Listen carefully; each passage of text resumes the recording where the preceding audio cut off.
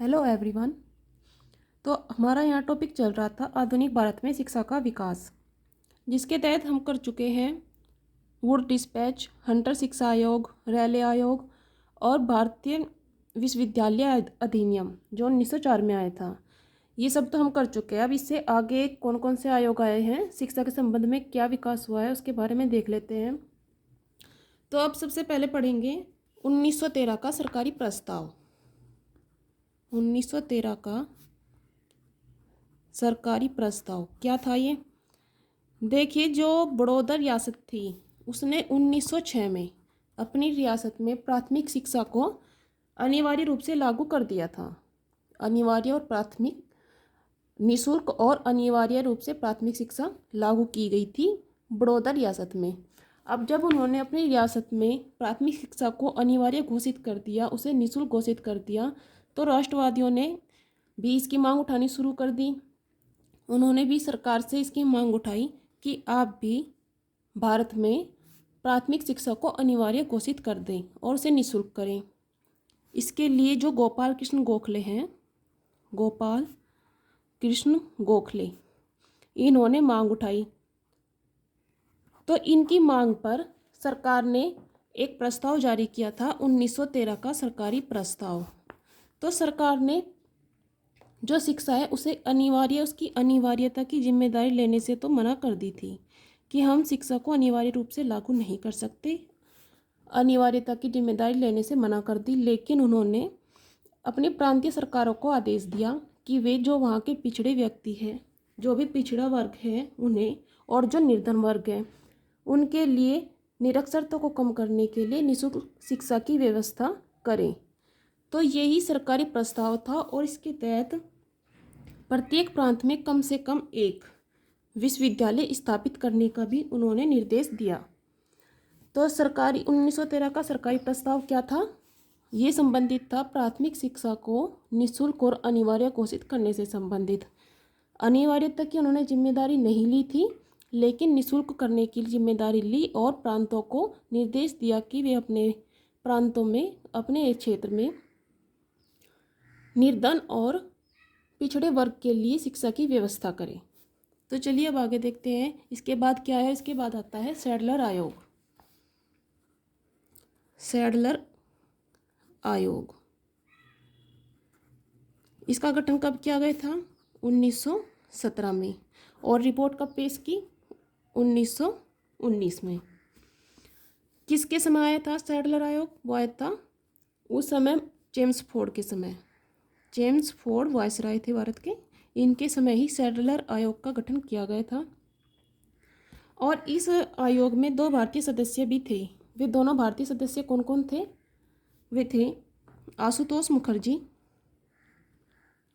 आशुतोष मुखर्जी, और दूसरे थे डॉक्टर जियाउद्दीन अहमद। इससे पहले भी हमने जब रेले आयोग पढ़ा था उसमें भी 2 भारतीय सदस्यों के नाम पढ़े थे। वो कौन कौन से थे रेले आयोग में? उसमें थे सैयद हुसैन बिलग्रामी और जस्टिस गुरदास बनर्जी। ये नाम आपको याद होने चाहिए कि सैडलर आयोग में कौन कौन भारतीय थे और रेले आयोग में कौन कौन भारतीय थे। इन्होंने क्या, इसका गठन क्यों किया गया था? सैडलर आयोग का गठन किस लिए किया गया था? तो जो कलकत्ता विश्वविद्यालय है, देखिए इसके सैडलर आयोग का एक नाम और है, इसे कलकत्ता विश्वविद्यालय आयोग भी कहा जाता है। तो अगर एग्जाम में आपसे पूछा जाए कलकत्ता विश्वविद्यालय आयोग का गठन कब किया गया था, तो 1917। ये दोनों नाम एक के ही है। तो इसका गठन क्यों किया गया था? जो कलकत्ता विश्वविद्यालय है उसकी समस्याओं के संबंध में इसका गठन किया गया था।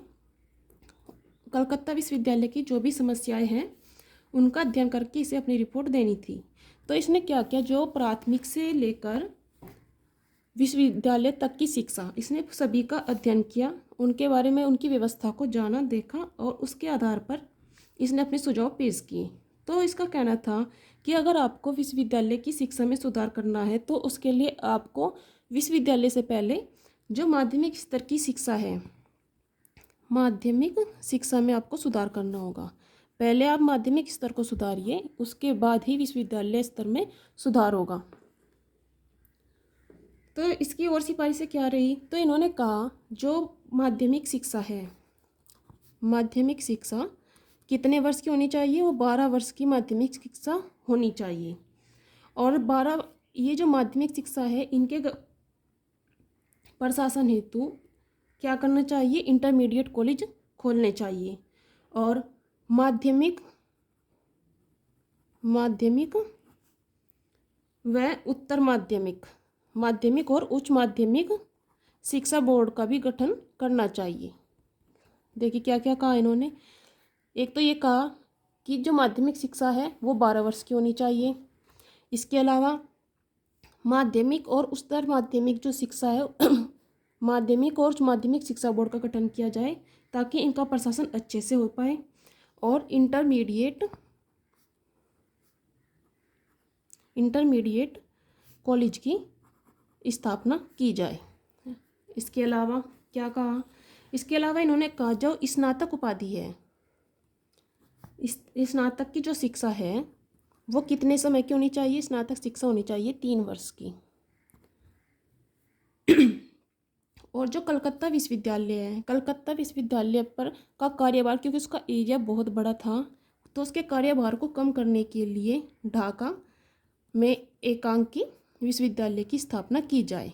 ढाका जो बांग्लादेश की राजधानी है वर्तमान में, उस समय ये बंगाल का ही क्षेत्र हुआ करता था, तो ढाका में एकांकी विश्वविद्यालय की स्थापना की जाए ताकि कलकत्ता विश्वविद्यालय का कार्यभार कम हो सके।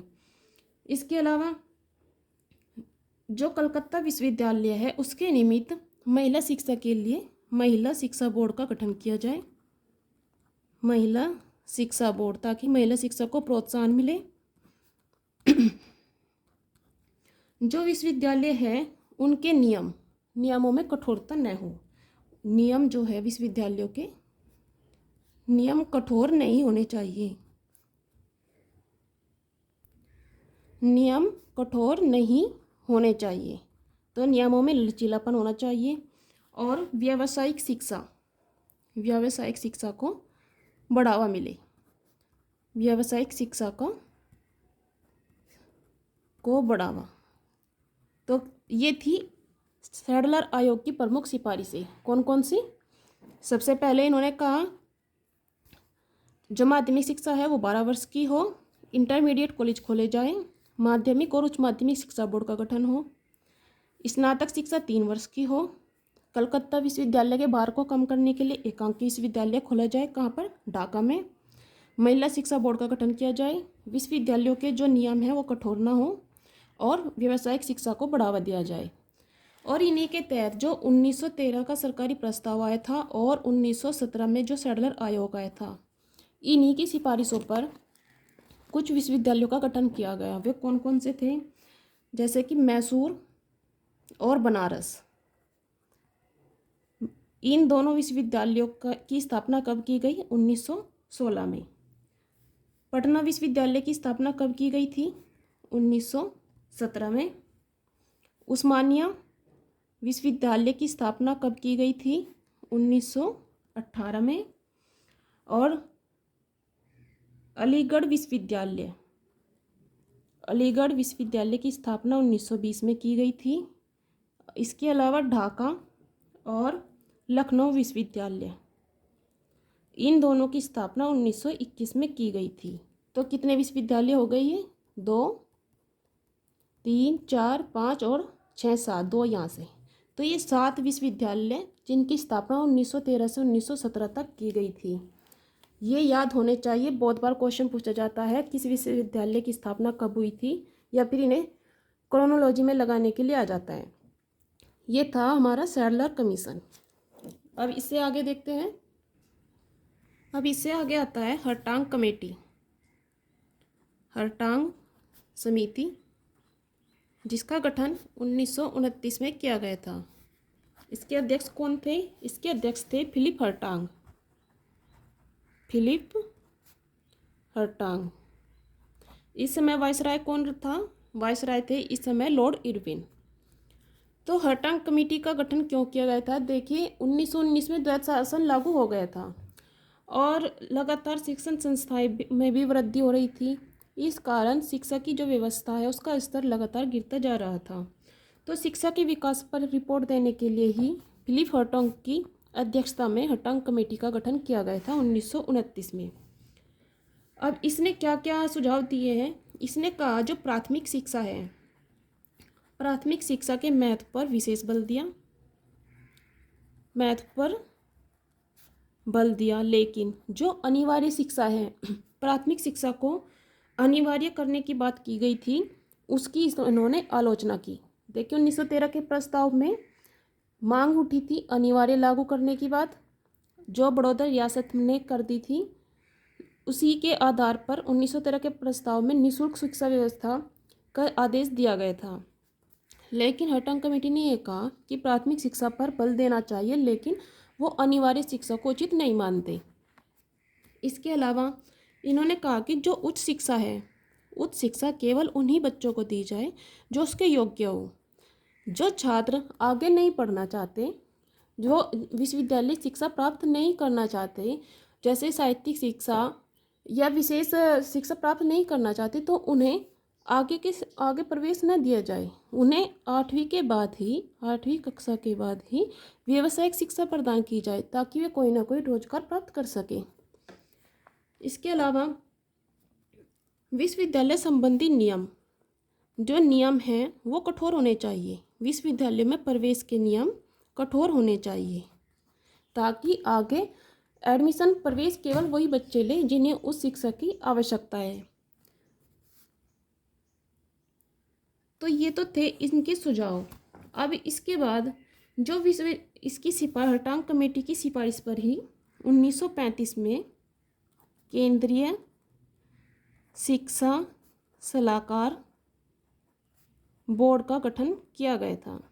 केंद्रीय शिक्षा सलाहकार बोर्ड का गठन किया गया था। इम्पोर्टेंट क्वेश्चन है कि केंद्रीय शिक्षा सलाहकार बोर्ड का गठन किसकी सिफारिश पर किया गया था? हर्टॉग कमेटी की सिफारिश पर। कब? 1935 में। अब आ जाता है हमारा सार्जेंट योजना। सार्जेंट योजना, सार्जेंट योजना कब आई थी? 1944 में। और इस समय वायसराय कौन थे? लॉर्ड वेवेल थे। ये सार्जेंट कौन थे? ये थे उस समय के शिक्षा सलाहकार जॉन सार्जेंट। इन्होंने क्या क्या सुझाव दिए? इन्होंने कहा जो प्राथमिक और माध्यमिक विद्यालय है उनके स्तर में सुधार पर इन्होंने विशेष बल दिया। प्राथमिक और माध्यमिक विद्यालयों के स्तर सुधार पर बल दिया। सबसे पहले प्राथमिक और माध्यमिक विद्यालयों का स्तर सुधरेगा तभी तो आगे की शिक्षा में सुधार होगा। तो प्राथमिक और माध्यमिक विद्यालयों के स्तर के सुधार पर बल दिया। इसके अलावा जो 6 से 11 वर्ष के बच्चे हैं, 6 से 11 वर्ष की आयु के छात्र हैं, उन्हें निःशुल्क और अनिवार्य शिक्षा प्रदान की जाए। देखिए ये बात अभी अभी कई बार आ चुकी है। 1913 के अधिनियम में क्या माना गया था? निःशुल्क शिक्षा की बात मानी थी सरकार ने। लेकिन हर्टॉग कमेटी ने किस बात की आलोचना की थी? हर्टॉग कमेटी ने अनिवार्य शिक्षा की आलोचना की थी। सार्जेंट योजना ने क्या कहा? उन्होंने निःशुल्क और अनिवार्य शिक्षा दोनों को ही माना कि 6 वर्ष से 11 वर्ष तक के बच्चों के लिए निःशुल्क और अनिवार्य शिक्षा व्यवस्था होनी चाहिए। इसके अलावा जो 11 से 17 वर्ष तक की ये 6 वर्ष है, 6 वर्ष की शिक्षा उच्च और उच्चतर माध्यमिक शिक्षा के बाद 3 वर्ष की स्नातक शिक्षा प्रदान की जाए। ये 6 साल की शिक्षा प्राप्त करने के बाद ही 3 वर्ष की स्नातक शिक्षा की व्यवस्था हो। जो इंटरमीडिएट पाठ्यक्रम था, इंटरमीडिएट माध्यमिक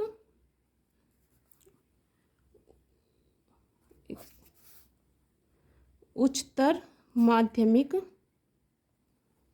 स्तर का जो पाठ्यक्रम है उसे समाप्त कर दिया जाए। तो देखिए इन्होंने इंटरमीडिएट लेवल का जो पाठ्यक्रम है उसे समाप्त करने की बात कही थी और 20 वर्षों में 20 वर्षों में वयस्कों को साक्षर बनाने का इनका लक्ष्य था कि 20 वर्षों में वयस्कों को साक्षर बनाया जाए। शिक्षक प्रशिक्षण, जो टीचर है, शिक्षक प्रशिक्षण पर बल दिया जाए। शारीरिक शिक्षा दी जाए। विकलांगों को शिक्षा प्रदान की जाए। विकलांगों को शिक्षा दी जाए। तो ये थे इसके प्रमुख सुझाव। क्या क्या, एक बार और देख लेते हैं। सार्जेंट योजना, जो कि 1944 में आई थी, वेवेल के समय।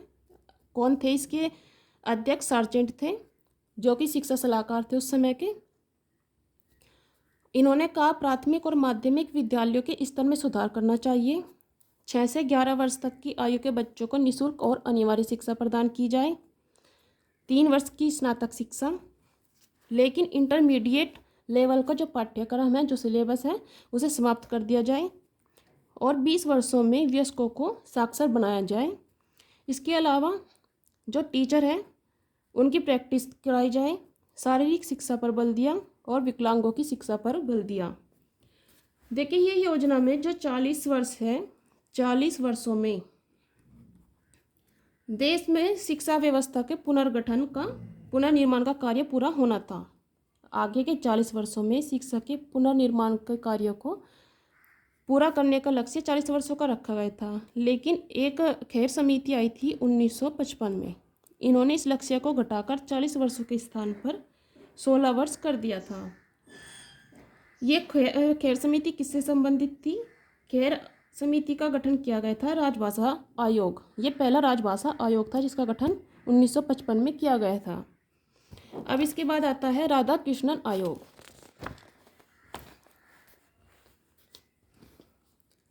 राधा कृष्णन आयोग, इसका गठन कब किया गया? 1948 में। रिपोर्ट 1949 में इन्होंने अपनी पेश की थी। आप इसके नाम से ही समझ गए होंगे, ये राधा कृष्णन, डॉक्टर सर्वपल्ली राधाकृष्णन, जो कि भारत के पहले उपराष्ट्रपति थे। अब इनकी अध्यक्षता में ही राधा कृष्णन आयोग का गठन किया गया था। इसका कार्य क्या था? इसका कार्य था विश्वविद्यालय शिक्षा के संबंध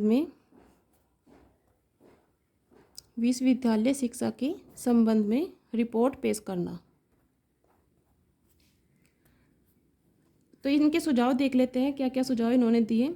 इन्होंने कहा जो विश्वविद्यालय शिक्षा है, इससे पहले 12 वर्ष के अध्ययन जरूरी है। तो विश्वविद्यालय शिक्षा प्राप्त करने से पहले 12 वर्ष का अध्ययन आवश्यक है। जो उच्च शिक्षा है, उच्च शिक्षा को इन्होंने 3 भागों में बांटा। कौन कौन से 3 भाग? सामान्य शिक्षा, दूसरा संस्कारी शिक्षा, और तीसरा व्यावसायिक शिक्षा। सामान्य शिक्षा, संस्कारी शिक्षा और व्यावसायिक शिक्षा, ये 3 भाग उच्च शिक्षा के बताए। लेकिन इन तीनों में जो सर्वाधिक बल देना है, सबसे ज़्यादा ध्यान देना है, वो देना है सामान्य शिक्षा पर। और जो परीक्षा है, जो स्कूल में पढ़ाई का टाइम है, देखिए परीक्षा के दिनों को छोड़कर, परीक्षा दिन छोड़कर कम से कम 180 दिन की पढ़ाई होनी जरूरी है। 180 दिन पढ़ाई के होने चाहिए, जिसमें परीक्षा के दिन सम्मिलित नहीं है। और जो प्रशासनिक सेवा है, प्रशासनिक सेवाओं के लिए स्नातक की उपाधि जरूरी नहीं होनी चाहिए। बहुत इम्पोर्टेंट पॉइंट है ये। प्रशासनिक सेवाओं के लिए स्नातक उपाधि आवश्यक नहीं। इसके अलावा इन्होंने सुझाव दिया जो शिक्षा है, शिक्षा को समवर्ती सूची में रखा जाए। किस में रखा जाए? समवर्ती सूची में। किस सूची का भाग थी शिक्षा थी राज्य सूची का भाग। लेकिन उन्होंने कहा कि उसे समवर्ती सूची में रखा जाए। और कब रखा गया था शिक्षा को समवर्ती सूची में? वो रखा गया था 1976 में, 42वें संविधान संशोधन के माध्यम से शिक्षा को राज्य सूची से हटाकर समवर्ती सूची में रख दिया गया था। इसके अलावा विश्वविद्यालय शिक्षा के पर्यवेक्षण हेतु यूजीसी का गठन किया जाए। किसका गठन? यूजीसी की स्थापना हो, अध्यापकों के वेतन में वृद्धि हो, अध्यापकों के वेतन में वृद्धि की जाए और शांति निकेतन की तर्ज पर, जो शांति निकेतन रविंद्रनाथ टैगोर ने स्थापित किया था, उसकी तर्ज पर ही ग्रामीण विश्वविद्यालयों की स्थापना की जाए। ग्रामीण विश्वविद्यालयों की स्थापना की जाए और महाविद्यालय में जो छात्र हैं उनकी संख्या भी सीमित होनी चाहिए। एक महाविद्यालय में 1000 से ज़्यादा छात्र न हो, 1000 से ज़्यादा छात्र नहीं होने चाहिए।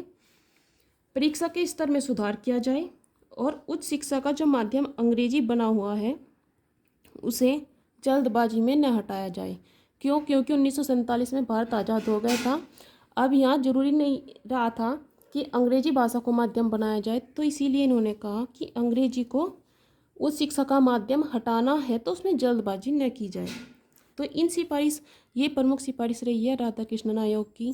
इन्हीं की सिफारिश के आधार पर यूजीसी का गठन किया गया था। कब? 1953 में किया गया था, जिसे 1956 में एक स्वतंत्र निकाय का रूप दे दिया गया था। और ये हमने देख लिया कि समवर्ती शिक्षा को समवर्ती सूची में रख दिया गया था 1976 में। अब इसके बाद आता है हमारा शिक्षा से संबंधित मुदालियर कमीशन। मुदालियर कमीशन, इसका गठन किया गया था 1952 में। मुदालियर कमीशन किस शिक्षा से संबंधित है? वो है माध्यमिक शिक्षा। माध्यमिक शिक्षा से संबंधित है मुदालियर कमीशन। और देश में जो माध्यमिक शिक्षा की स्थिति है इस पर इन्हें रिपोर्ट देनी थी और उसमें क्या क्या सुधार हो सकते हैं उसके उपाय बताने थे। तो इन्होंने कहा जो माध्यमिक शिक्षा है उसका समय 7 वर्ष होना चाहिए। माध्यमिक शिक्षा 7 वर्ष की हो, पाठ्यक्रम में विविधता हो, पाठ्यक्रम में विविधता हो, व्यावसायिक शिक्षा पर इन्होंने बल दिया। देखिए सभी ने व्यावसायिक शिक्षा पर तो बल दिया है, व्यावसायिक शिक्षा पर बल दिया। इसके अलावा छात्र शिक्षा पर बल दिया, जो छात्रों की शिक्षा है उस पर बल दिया। पाठ्यक्रम जो है, पाठ्यक्रम को पुनर्व्यवस्थित किया जाए, उसे दोबारा से व्यवस्थित किया जाए। जो शिक्षण मेथड है, टीचिंग मेथड है, उन पर बल दिया। शिक्षण विधियों पर बल दिया। शिक्षण विधि जैसे कि लेक्चरर मेथड है, लेक्चर मेथड, डिमोन्स्ट्रेटिव मेथड, तो इन पर बल दिया। और जो परीक्षा प्रणाली है उससे वस्तुनिष्ठ, ऑब्जेक्टिव टाइप की करने को इन्होंने कहा। वस्तुनिष्ठ परीक्षण पद्धति अपनाने को कहा। और इसके अलावा जो रिजल्ट दिया जाता है, रिजल्ट में नंबर दिए जाते हैं, वो संख्यात्मक न होकर संख्यात्मक अंकों के स्थान पर क्या दिया जाए? सांकेतिक। जैसे कि ग्रेडिंग प्रणाली होती है तो संख्यात्मक अंकों के स्थान पर सांकेतिक अंक दिए जाए। ये सिफारिशें थी मुदालियर कमीशन की, जो कि माध्यमिक शिक्षा से संबंधित था। चलिए अब आगे देखते हैं। आगे आता है कोठारी कमीशन, बहुत इम्पोर्टेंट है। कोठारी कमीशन, इसका गठन कब हुआ था? गठन किया गया था 1964 में। रिपोर्ट पेश की थी 1966 में। अध्यक्ष कौन थे? DS कोठारी। DS कोठारी। और इस समय जो भारत के प्रधानमंत्री थे वो कौन थे? वो थे लाल बहादुर शास्त्री। इससे पहले जवाहरलाल नेहरू थे। तो इन कोठारी कमीशन का गठन क्यों किया गया? देखिए जो शिक्षा है उसके सभी पक्षों पर ध्यान देने के लिए और जो शिक्षण और उसके साधारण सिद्धांत, शिक्षा की जो नीति है, उन पर रूपरेखा तैयार करने के लिए कोठारी कमीशन का गठन किया गया था। और जो ये आयोग है, कोठारी आयोग, इन्हें सहायता भी प्रदान कराई गई। किस किस की हेल्प दी गई? अमेरिका, रूस, इंग्लैंड और यूनेस्को, इनके शिक्षा शास्त्रियों की भी हेल्प यहाँ पर ली गई थी ताकि हम अपनी शिक्षा स्तर में सुधार कर सकें। तो इसके सुझाव क्या क्या रहे हैं? इसने जो सुझाव दिए वो थे, आयोग ने कहा कि जो वर्तमान शिक्षा पद्धति है वो बहुत ज़्यादा कठोर है और उसकी कठोरता की इन्होंने आलोचना की। कठोर शिक्षा पद्धति की आलोचना यहाँ पर की गई। कहा कि उसमें लचीलापन होना चाहिए, कठोर शिक्षा प्रणाली नहीं होनी चाहिए। इसके अलावा शिक्षा के स्तर पर सामान्य शिक्षा के अनिवार्य अंग के रूप में समाज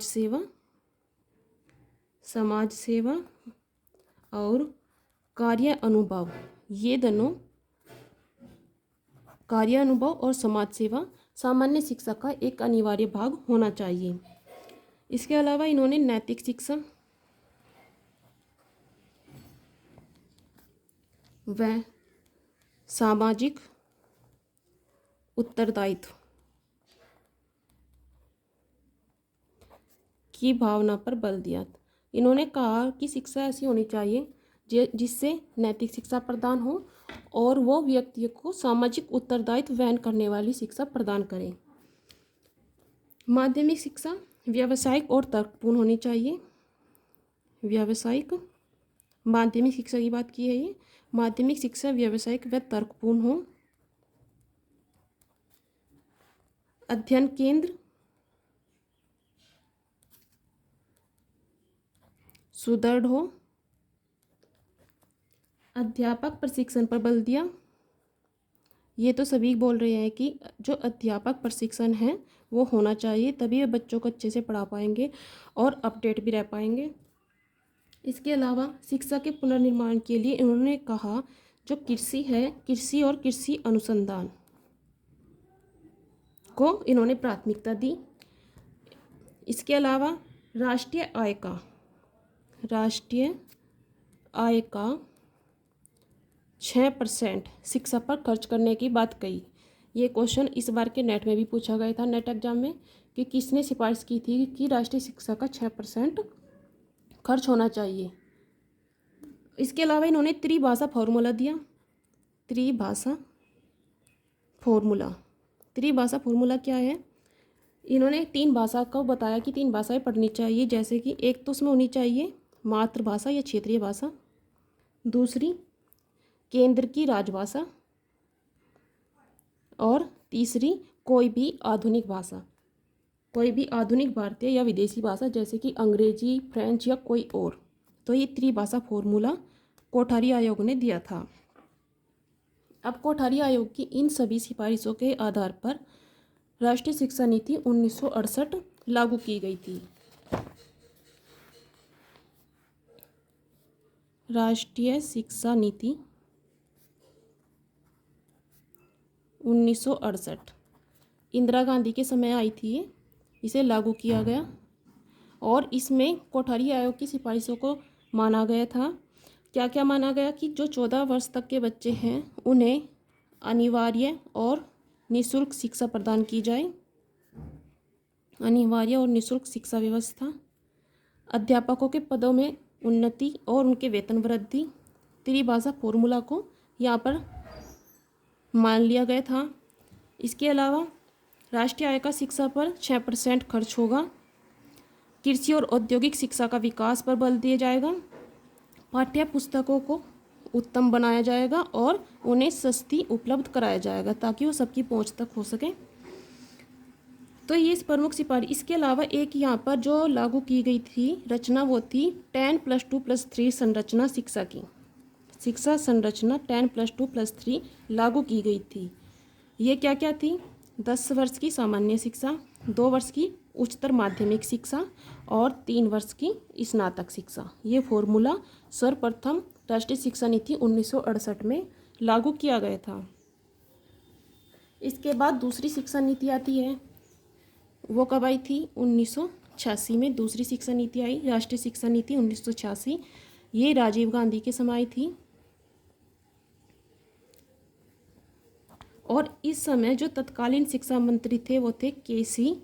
पंत। इन्होंने ही इसका प्रारूप प्रस्तुत किया था, जो कि 12 भागों में विभक्त था। इन्होंने क्या किया, जो प्राथमिक शिक्षा है, प्राथमिक शिक्षा सर्वव्यापी हो। ऑपरेशन ब्लैक बोर्ड योजना के बारे में बताया। ऑपरेशन ब्लैक बोर्ड जो योजना आई थी, ब्लैक बोर्ड योजना के बारे में इन्होंने बताया। इस शिक्षा नीति में बात की गई थी, जिसे 1987 में लागू किया गया था। ऑपरेशन ब्लैक बोर्ड योजना क्या है, जो आधारभूत सुविधाएं हैं विद्यालयों में, उसके बारे में यहाँ बात कही गई थी। इसके अलावा इन्होंने कहा जो साक्षरता दर है उसे 36% से बढ़ाकर 2000 तक 56% करना है। जो देखिए 1911 में जो निरक्षरता थी, साक्षरता नहीं, निरक्षरता 1911 में थी 84% और 1921 में घटने की बजाय वो 92% हो गई थी। तो देखिए कितना खराब स्तर था शिक्षा का। और यहाँ पर बात की गई है कि साक्षर स्तर को 36% से बढ़ाकर 56% कर दिया जाए 2000 तक। इसके अलावा इन्होंने कहा कि जो उच्चतर माध्यमिक शिक्षा है, उच्चतर माध्यमिक शिक्षा उसे व्यावसायिक बनाया जाए और उच्च शिक्षा में सुधार लाकर अर्थव्यवस्था को मजबूत बनाया जाए। ये थी राष्ट्रीय शिक्षा नीति 1986। अब इसके बाद देखते हैं, इसके बाद आती है राममूर्ति समिति, जो कि 1990 में आई थी और इस समय पीएम थे चंद्रशेखर। इनके समय ये राममूर्ति समिति का गठन किया गया था। और राममूर्ति समिति में जो एनवीएस है, नवोदय विद्यालय एनवीएस, इनके बारे में इन्हें आदर्श विद्यालय के रूप में विकसित करने की बात कही गई और माध्यमिक स्तर पर वही व्यावसायिक शिक्षा को बढ़ावा दिया जाए। अगर पूछा जाए कि एनवीएस के जो विद्यालय हैं ये कब आए थे, इनकी सिफारिश राममूर्ति समिति में की गई थी। फिर आती है यशपाल समिति, जिसका गठन 2008 में किया गया था और इस समय पीएम कौन थे, मनमोहन सिंह। यशपाल समिति ने कहा कि जो NCHER राष्ट्रीय उच्च शिक्षा एवं अनुसंधान आयोग है, उसके गठन का सुझाव दिया और डीम्ड विश्वविद्यालय को की मान्यता को समाप्त करने की बात यहाँ पर कही गई थी। डीम्ड विश्वविद्यालय का सर्टिफिकेट इन्हें कौन प्रदान करता है, यूजीसी। जो यूजीसी है, विश्वविद्यालय अनुदान आयोग, वो ही डीम्ड यूनिवर्सिटी को लागू करता है, बनाता है। इसके बाद वर्तमान में जो नई शिक्षा नीति लागू हुई है 2020 में, उसके बारे में देख लेते हैं। अब है नई शिक्षा नीति, कब आई, 2020 में, नरेंद्र मोदी जी के समय। और इसे कब घोषित किया गया है, देखिए इसकी पूरी डेट याद होनी चाहिए। 29 जुलाई 2020 को इसे लागू किया गया था। अध्यक्ष कौन थे, के सी कस्तूरी रंजन। इनकी अध्यक्षता में वाली समिति की रिपोर्ट पर आधारित ये नई शिक्षा नीति है। इसमें क्या कहा गया कि 2030 तक सकल नामांकन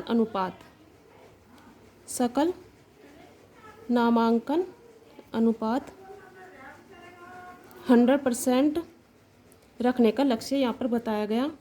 इसके अलावा शिक्षा पर जीडीपी का 6% खर्च किया जाएगा। और मानव संसाधन प्रबंधन मंत्रालय का नाम बदलकर क्या कर दिया गया, वो कर दिया गया शिक्षा मंत्रालय। जो 5वीं तक की शिक्षा है, 5वीं कक्षा तक की शिक्षा किस भाषा में दी जाए, मातृभाषा या फिर स्थानीय भाषा जो है उनकी, उसमें प्रदान की जाए। और शिक्षा संरचना का जो फॉर्मूला यहाँ पर दिया गया है वो है 5+3+3+4। ये शिक्षा संरचना का फॉर्मूला दिया गया। ये 5 वर्ष की शिक्षा, इसमें क्या है, इसमें 3 वर्ष की तो है प्री प्राइमरी और 2 वर्ष की कौन सी है, क्लास 1 और 2। ये 3 वर्ष 3rd क्लास, 4 और 5th क्लास। ये 3 6 7 और 8, और ये 4 9 10 11 और 12। ये फॉर्मूला है।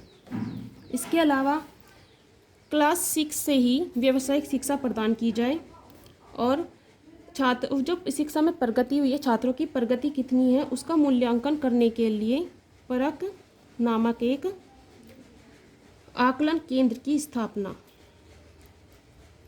राष्ट्रीय आकलन केंद्र की स्थापना की जाएगी।